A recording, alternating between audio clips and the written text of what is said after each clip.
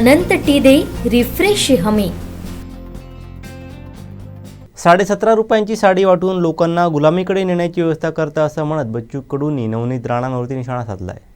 मोठं बेमान निघालं तर पैसा मायेची सेवा नाही करू शकत। मायेची सेवा करायला अंतर्मन तयार पाहिजे, चांगले विचार पाहिजे। 17.5 रुपयाची साडी देऊन त्या मेळघाटची बेइज्जती करून टाकली।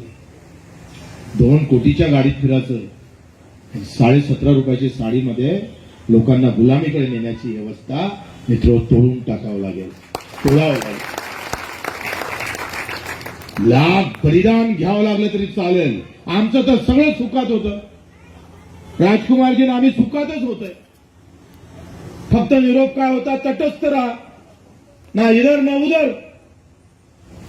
पण सुखातली आम्ही दुखात नाही, कष्टात टाकण्याचं काम केलं, इमानदारीकडे जाण्याचं काम केलं। आणि आम्हाला सांगायचं आहे, 17 रुपयाची साडी निवडणुकीच वेळेस वाटलेली मतपरिवर्तन नाही करू शकत। इथे छत्रपतीनं या महाराष्ट्राचा इतिहास आहे, अनेक आव्हानं तोडफोड करून आम्ही पाहतोय छत्रपतीनं पलटून लावलेल्या आहे।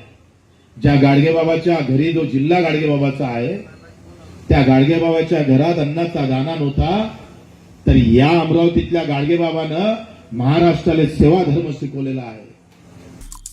आमचे दिवसभरातले सर्व अपडेट्स, ताज्या घडामोडी आणि थेट लाईव्ह पाहण्यासाठी सबस्क्राईब करा, लाईक करा कोकणचं नंबर 1 महा चॅनल कोकण 7 लाईनचं YouTube चॅनल।